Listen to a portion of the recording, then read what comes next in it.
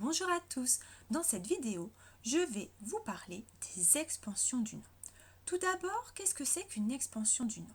Eh bien, une expansion du nom, ça sert à donner des précisions sur un nom, apporter des informations, décrire davantage un nom.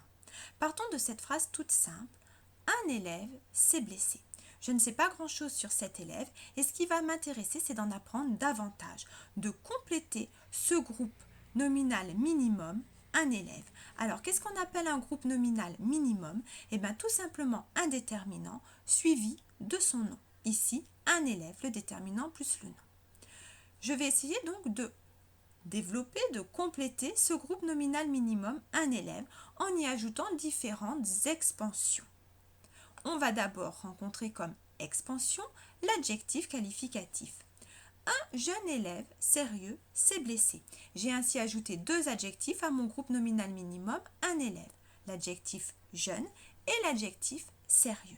Je vous rappelle qu'un adjectif est souvent un mot que l'on peut accorder en genre, masculin ou féminin, et en nombre, pluriel, singulier, avec le nom auquel il se rapporte. Ces deux adjectifs, jeune et sérieux, vont avoir une fonction dans la phrase. L'adjectif a pour fonction épithète. Un adjectif est toujours une épithète. Alors, si je regarde avec un petit peu plus d'attention, jeune élève, mon adjectif jeune et mon nom élève. Entre jeune et élève, on constate que je n'ai rien du tout.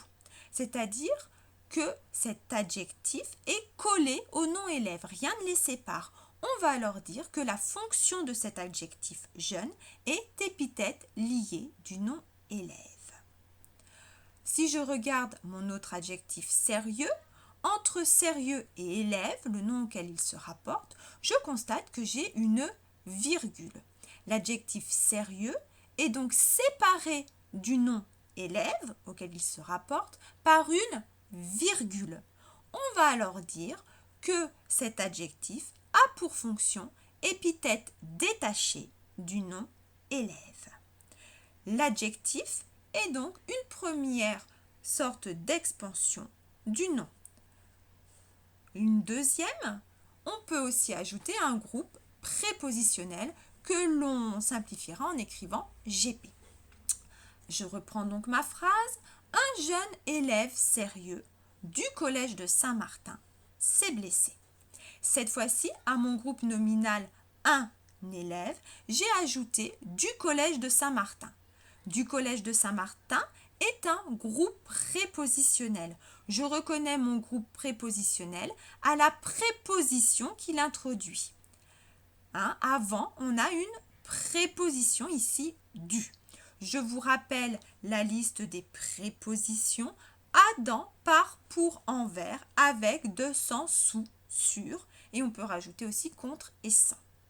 Ce groupe prépositionnel, introduit donc par une préposition, va lui aussi avoir une fonction au sein de la phrase et sa fonction sera complément du nom élève qu'on abrégera CDN.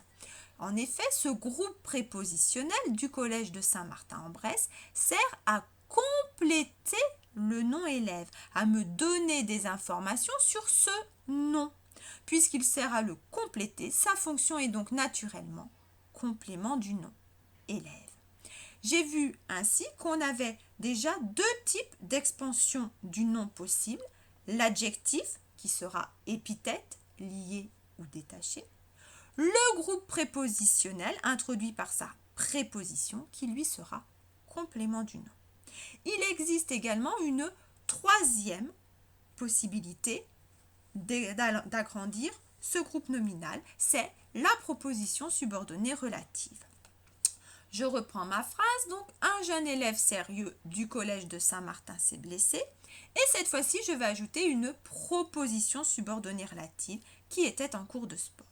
Cela va donc me donner un jeune élève sérieux du collège de Saint-Martin qui était en cours de sport s'est blessé. La proposition subordonnée relative, elle, je la reconnais parce qu'elle est toujours introduite, elle commence toujours par un pronom relatif. Ici, nous avons le pronom relatif qui, mais il en existe d'autres dont je vous rappelle la liste, qui, que, où, dont, lequel, laquelle, lesquels, auquel, duquel, etc. Il y en a d'autres, mais voilà les principaux.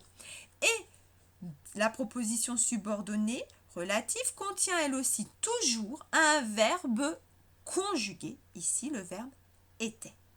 Elle est relative parce qu'elle est en lien avec le nom élève auquel elle se rapporte. Cette proposition subordonnée est relative parce qu'elle apporte des précisions sur le nom élève. On abrégera proposition subordonnée relative en PSR, si vous le souhaitez.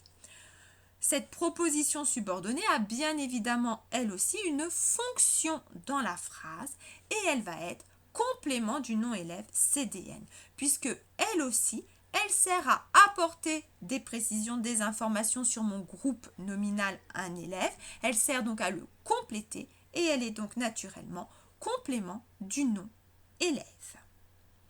Nous avons donc vu que mon groupe nominal minimal, un élève, peut être agrandi par des adjectifs jeune, sérieux, par un groupe prépositionnel du collège de Saint-Martin et aussi par une proposition subordonnée relative qui était en cours de sport. Il existe enfin une quatrième possibilité pour agrandir ce nom, c'est un groupe nominal ou un groupe infinitif. Je peux en effet ajouter encore à ce groupe nominal un autre groupe nominal. Mais attention, cet autre groupe nominal doit désigner exactement la même chose que mon groupe nominal minimal de base, à savoir ici le frère de Lila. Ainsi, j'ai un jeune élève sérieux du collège de Saint-Martin-en-Bresse qui était en cours de sport. Le frère de Lila s'est blessé. Je sais donc que mon élève est le frère de Lila. Ce groupe nominal n'est pas introduit par une préposition. J'ai rien du tout devant. Par contre, il va être séparé du nom auquel il se rapporte, un élève, par une virgule. Ce groupe nominal, séparé par une virgule ou un autre signe de ponctuation, sera alors ce qu'on va appeler pour fonction une apposition de élève. Le frère de Lila est un groupe nominal dont la fonction est apposition du mot élève. Il est posé à côté et il désigne exactement la même chose, la même personne. Je peux mettre le signe égal entre élève et le frère de Lila. À ce moment-là, mon groupe nominal a pour fonction apposition de élève. Ce point étant un peu un point nouveau en troisième, on va faire un petit zoom dessus. Donc, je reviens sur ce groupe nominal, tout groupe nominal ou groupe infinitif qui est séparé d'un nom par une virgule ou deux points et qui désigne la même chose que ce nom, c'est-à-dire qu'entre le nom et l'autre groupe nominal, vous pouvez mettre le signe égal. À ce moment-là, si ces deux conditions sont remplies, la fonction de ce groupe nominal ou infinitif sera apposition. Je vous ai mis deux exemples. Nous avons visité Rome, la ville éternelle. La ville éternelle égale Rome. Cela désigne la même chose. La ville éternelle est séparée en plus par une virgule. À ce moment-là, la ville éternelle est un groupe nominal dont la fonction est apposition de Rome.